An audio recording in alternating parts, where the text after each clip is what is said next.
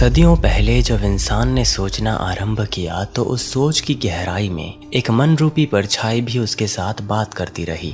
जीवन रूपी ये विशाल सवाल जो हमारे अंदर एक विस्मय उत्पन्न करता है, ये सोचने पर मजबूर करता है कि इस अनंत ब्रह्मांड के पीछे की क्या कहानी रही होगी। मानव सभ्यता का आखिर क्या उद्देश्य रहा होगा? मानव आखिर है कौन? वो क्यों जन्म लेता है और मर जाता है? ये सभी सवाल राख में बदल जाते हैं जब इंसान सांस लेना बंद कर देता है, जब उसका मन धीरे धीरे मरने लगता है, जब उसका शरीर कमजोर होने लगता है, जब उसके हृदय में बैठी हुई आत्मा शरीर का त्याग कर देती है। मृत्यु, अंत, खालीपन, अंधकार और शून्यता, ये कुछ ऐसे शब्द हैं जो शायद अस्तित्व की नींव को डगमगा दें। उसी तरह जब आप मृत्यु से स्वयं सवाल करते हो तो आपको आखिर कौन सा जवाब मिलता है? वेद और उपनिषद के अंदर दबी हुई कुछ सदियों पुरानी ऐसी वाणियां जो शायद आपकी सोच को मन की महान गहराई में ले जाए। 11 ऐसे सवाल और उसके जवाब जो शायद आपको सोचने पर मजबूर कर दे।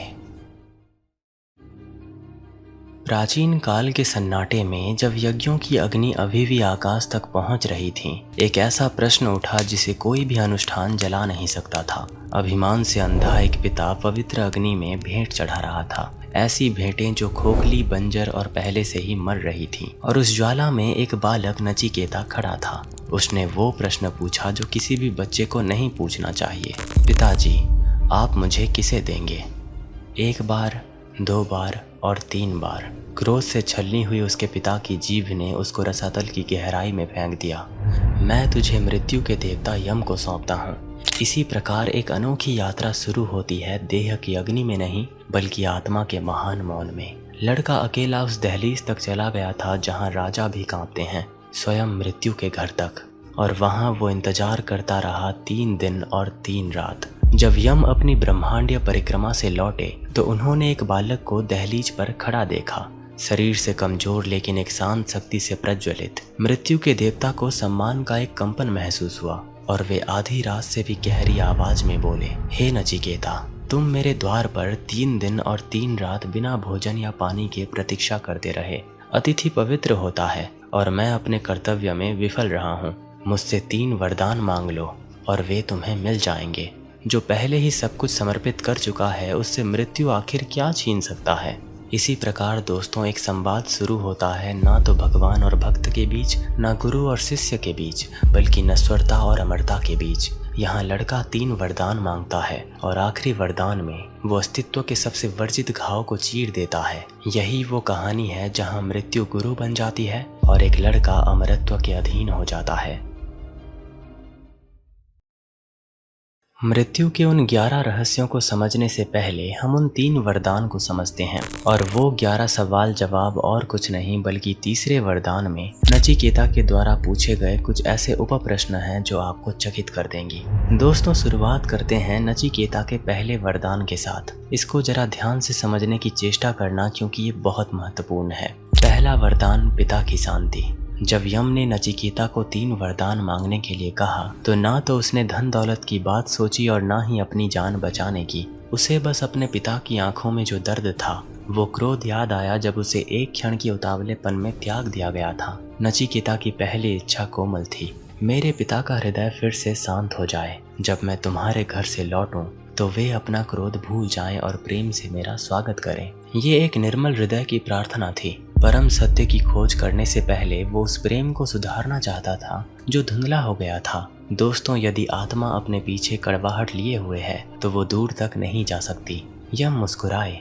उन्होंने देखा कि लड़के का साहस दयालुता में निहित था और उन्होंने कहा कि ऐसा ही हो, तुम्हारे पिता तुम्हें खुशी से पहचान लेंगे, उनका क्रोध पिघल जाएगा। यही कारण है कि पहला वरदान महत्वपूर्ण है। घर में शांति और उन लोगों के साथ शांति जिन्होंने हमें जीवन दिया, किसी भी महान ज्ञान की ओर पहला कदम होता है। अनंत काल की यात्रा शुरू करने से पहले प्रेम का उपचार आवश्यक होता है।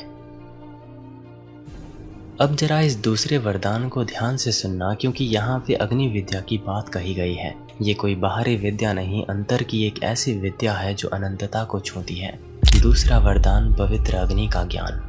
अपने पिता से शांति का वचन पाकर नचिकेता फिर से यम की ओर मुड़े। उसकी अगली इच्छा फिर से धन या फिर लंबी आयु की नहीं थी। उसने कुछ ऐसा मांगा जो हर इंसान का मार्गदर्शन कर सके। मुझे अग्नि विद्या सिखाइए। वो पवित्र यज्ञ जो आत्मा को स्वर्ग की ओर ले जाता है। मुझे दिखाओ कि पृथ्वी और उच्च लोकों के बीच सेतु कैसे बनाया जाता है। दोस्तों, ये किसी बेचैन बच्चे की मांग नहीं थी, बल्कि उस व्यक्ति की मांग थी जो उन नियमों को समझना चाहता था जो व्यक्ति को अंधकार से प्रकाश की ओर ले जाता है। इसीलिए यम ने उसे अग्नि विद्या का रहस्य बताया, यज्ञ का विज्ञान। लेकिन ये शिक्षा लकड़ियों और चिंगारियों के एक अनुष्ठान से कहीं बढ़कर थी। ये आंतरिक अनुशासन की शिक्षा थी। जैसे अग्नि को सावधानी पूर्वक बनाना चाहिए और शुद्ध ईंधन से पोषित करना चाहिए, उसी प्रकार हमारे विचार, शब्द और कार्यों की स्पष्टता और भक्ति के साथ आकार देना चाहिए। तभी वे धुएं की तरह ऊपर उठ सकते हैं, आत्मा को भय की सीमाओं से परे ले जा सकते हैं। कहने का मतलब बस इतना ही है कि सर्वोच्च रहस्य की खोज करने से पहले अपनी आंतरिक अग्नि को प्रज्वलित रखना चाहिए, जैसे वो स्थिरता और शुद्धता का प्रतीक हो। उस ज्वाला के बिना मुक्ति का मार्ग अंधकार में समेट जाता है। शब्दों की गहराई और अधिक गहरी हो जाएगी जब आप इस तीसरे वरदान की बातों को गौर से सुनोगे। अब आखिरी में आता है वो वरदान जहां रहस्य के परे देखने की कोशिश की जाती है, स्वयं मृत्यु रूपी उस अमर शक्ति से जो न जाने ब्रह्मांड के प्रारंभ से जीव जगत में नियमों का पालन करता आया है। तीसरा वरदान, मृत्यु के परे का रहस्य। पहली दो इच्छाएं पूरी करने के बाद यम ने लड़के को एक नई गंभीरता से देखा। हवा शांत हो गई, मानो दीवारें भी इंतजार कर रही हों। यम ने धीरे से कहा, अब अपना तीसरा वरदान मांग लो। नचिकेता ने जल्दबाजी नहीं की, उसने शांति मांगी थी, उसने पवित्र अग्नि का ज्ञान मांगा था। लेकिन उसके हृदय में इन दोनों से भी एक गहरा प्रश्न था। उसने कहा, जब कोई व्यक्ति मरता है तो कुछ लोग कहते हैं कि आत्मा बनी रहती है, कुछ कहते हैं कि ये शरीर के साथ ही समाप्त हो जाती है। मैं सत्य को जानना चाहता हूँ। मृत्यु के बाद वास्तव में क्या होता है? यमराज रुक गए। मृत्यु के देवता ने भी उन शब्दों का भार महसूस किया। उन्होंने कहा कि हे नचिकेता, ये एक गूढ़ और कठिन रहस्य है। देवताओं ने भी इस पर विचार किया है। इसके बदले पुत्र, धन, दीर्घायु मांग लो। मैं तुम्हें रथ, संगीत, भूमि, असीम सुख दूंगा, लेकिन मृत्यु के बारे में मुझ पर दबाव मत डालो। नचिकेता का स्वर शांत था। आपके द्वारा दिए गए सभी उपहार फीके पड़ जाएंगे। या तो समय उन्हें ले जाएगा या फिर आप उन्हें ले जाओगे। मैं मृत्यु के क्षण के बाद टिक नहीं सकता। मैं नासवान की खोज नहीं करता, मैं केवल उस ज्ञान को खोजता हूँ जो भय से मुक्त करता है। यमराज ने लड़के को देखा, स्थिर, स्पष्ट और प्रलोभन से अछूता। तब मृत्यु जो सब कुछ समाप्त कर देती है, उन्होंने उस व्यक्ति के प्रति सम्मान महसूस किया जो केवल वही चाहता था जिसे नष्ट नहीं किया जा सकता। उन्होंने कहा, क्योंकि तुमने क्षणभंगुर को अस्वीकार कर दिया है और अविनाशी को चुना है, इसीलिए मैं तुम्हें शिक्षा दूंगा। ध्यान से सुनो, क्योंकि यही जीवन के हृदय में छिपा महान सत्य है। और इन्हीं शब्दों के साथ यम महान रहस्य को प्रकट करने के लिए तैयार हो जाते हैं। आत्मा का स्वरूप, दुख से परे का मार्ग और इस अंतिम वरदान से उत्पन्न होने वाले 11 सूक्ष्म प्रश्न। दोस्तों, सर्वोच्च ज्ञान केवल उसी को प्राप्त होता है जो इसे हर सुख सुविधा, हर पुरस्कार, हर सुख के बाद के ऊपर मानता हो। जब तुम वो खोजते हो जिसे मृत्यु भी नहीं चुरा सकती, तो मृत्यु भी तुम्हारी गुरु बन जाती है। दोस्तों, अगर आप मृत्यु के इन 11 प्रश्नों और उसके जवाब को सुनोगे, तब आप नेचर ऑफ रियलिटी को और गहराई से समझ पाओगे। मैंने इसीलिए इसको गौर से अध्ययन करके भागों में बांट दिया है, ताकि हम इसको स्पष्टता से समझ पाएं। तो चलिए अब इस महान ज्ञान को सुनते हैं और समझते हैं। प्रश्न नंबर 1, क्या आत्मा मृत्यु के बाद भी जीवित रहती है या शरीर के साथ ही नष्ट हो जाती है? तुमने उस जड़ को छू लिया है जहां से हर संदेह पनपता है। लोग मंदिर बनाते हैं, भेंट चढ़ाते हैं, प्रार्थनाएं बुनते हैं, क्योंकि उन्हें यकीन नहीं होता कि सांस चली जाने पर उनमें कुछ बचेगा भी या नहीं। कुछ कहते हैं कि राख के साथ सब कुछ खत्म हो जाता है। कुछ कहते हैं कि एक गुप्त यात्री चिता के पार चला जाता है। सुनो नचिकेता, और शरीर की आंखों से नहीं बल्कि आंखों के पीछे की दृष्टि से देखो। आत्मा तुम्हारे जन्म के साथ पैदा नहीं होती, ना ही अंगों के स्थिर हो जाने पर उसकी मृत्यु होती है। ये तत्वों से नहीं बनी है, ये समय की संतान नहीं है। मृत्यु शरीर की है, स्मृति की है, देह में उकेरे गए इस अनंत अनगिनत कहानियों की है। इन परिवर्तनों का साक्षी बना रहता है अछूता, और ये जान लेना भय के पहले द्वार को पार करना होता है। प्रश्न नंबर 2, मारने वाला कौन है और मारा कौन जाता है? लोग किसी शरीर को गिरते देखते हैं और चिल्लाते हैं कि वो चला गया। दूसरे तलवार उठाते हैं और गर्व से कहते हैं कि मैंने मार डाला। फिर भी दोनों दिखावे से धोखा खाते हैं।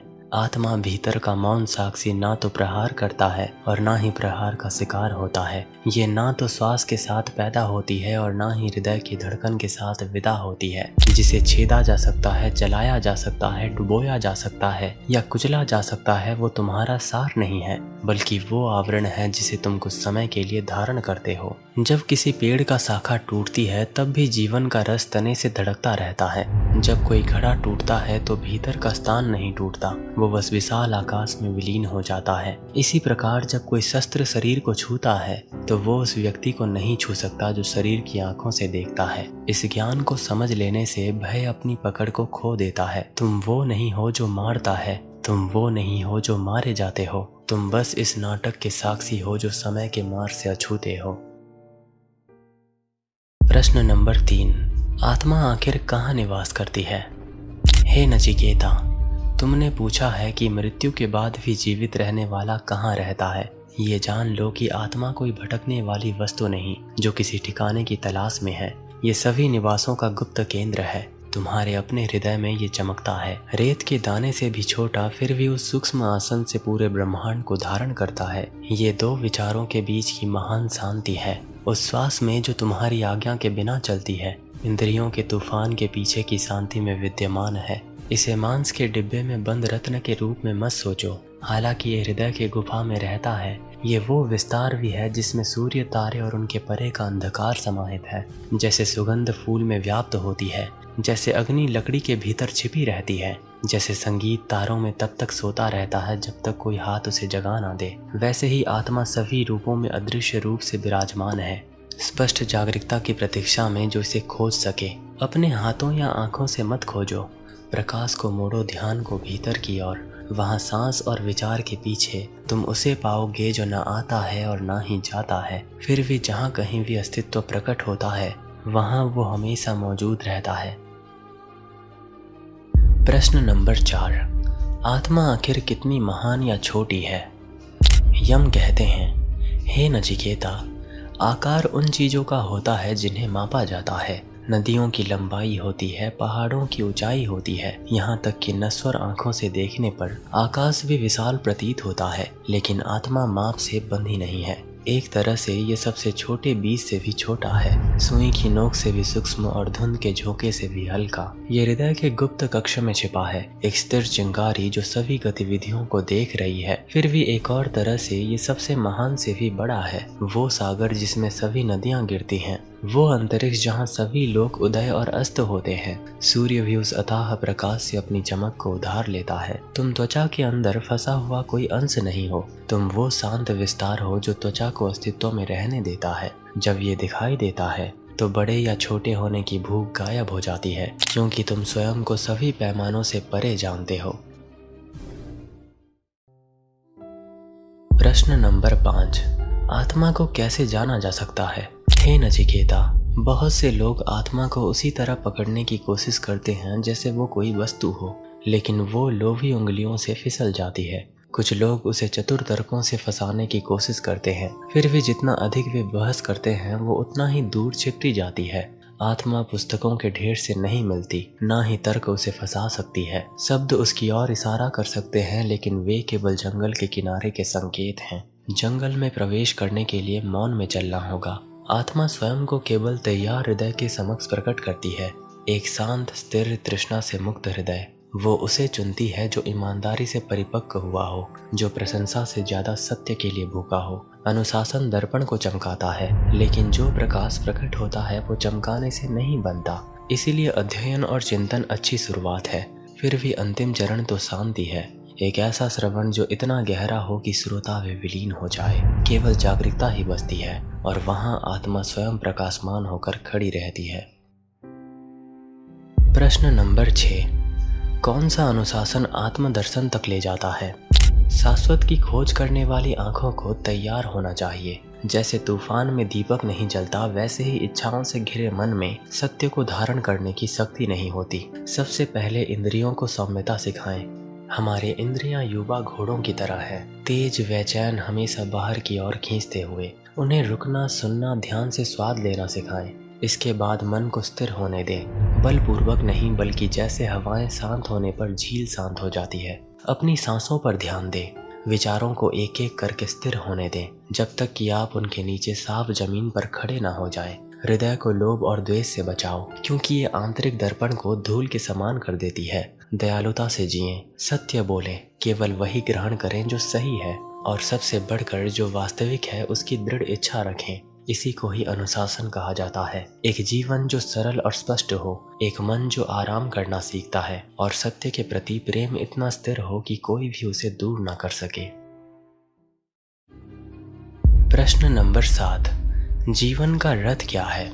मुक्ति की ओर बढ़ने के लिए तुम्हें पहले उस वाहन को समझना होगा जिस पर तुम सवार हो। एक युवा संगीतकार के बारे में सोचो जो बीड़ा बजाना सीख रहा है। बीड़ा उसका शरीर है, तार और धनुष इंद्रियों की तरह है, जो हर स्पर्श पर कंपन करने के लिए तैयार है। उसकी बुद्धि अंदर की शांत शिक्षिका है, जो गति, सुर और संतुलन को तय करती है, और केंद्र में आत्मा विराजमान है, जो संगीत रचने के लिए ललायित है। यदि उसका हाथ लापरवाह है, यदि ध्यान भटकता है तो तार चीखते हैं और राग टूट जाता है। लेकिन जब जागरूकता हाथ को स्थिर करती है, जब हर इंद्रियां सुनती और मानती हैं, तो वही वाद्य सुंदरता से गाता है। जीवन बिल्कुल उस वीणा की तरह है। शरीर, इंद्रियां, मन और बुद्धि या तो शोर या संगीत बना सकते हैं। आत्मा बलपूर्वक नहीं बजाती, वो आपके द्वारा सामंजस्य स्थापित करने की प्रतीक्षा करती है।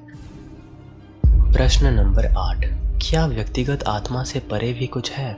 हे नचिकेता, तुमने ये जान लिया है कि आत्मा रथ के भीतर का शांत स्वामी है, लेकिन ये मत सोचो कि ये यात्रा का अंत है। एक और भी व्यापक सत्य है, एक उपस्थिति जो तुम्हारे भीतर साक्षी को भी समाहित करती है। व्यक्तिगत आत्मा से परे जागरूकता का एक विशाल क्षेत्र है, वो भूमि जहाँ से प्रत्येक आत्मा का उद्भव होता है। ये सागर के समान है और अनेक आत्माएं इसकी लहरें हैं, प्रत्येक क्षण के लिए अलग, फिर भी कभी भी समग्र से अलग नहीं। जब तुम केवल व्यक्ति में विश्राम करते हो तो तुम शांत हो सकते हो, लेकिन एक सूक्ष्म दीवार बना रहता है अलग होने का बोध। उस दीवार को पार करो और तुम परम के खुले आकाश में प्रवेश कर जाओगे। जैसे एक जंगल अपने एक पेड़ से बढ़कर है, जैसे प्रकाश किसी भी चमकते हुए दीपक से बढ़कर है, परमात्मा सभी आत्माओं को अपने जीवन के रूपों में धारण करता है। इसका कोई किनारा नहीं, कोई जन्म नहीं और कोई मृत्यु नहीं। ये जानना स्वयं को खोना नहीं है, बल्कि ये जानना है कि तुम्हारी गहनतम पहचान कभी भी एक अंश नहीं थी,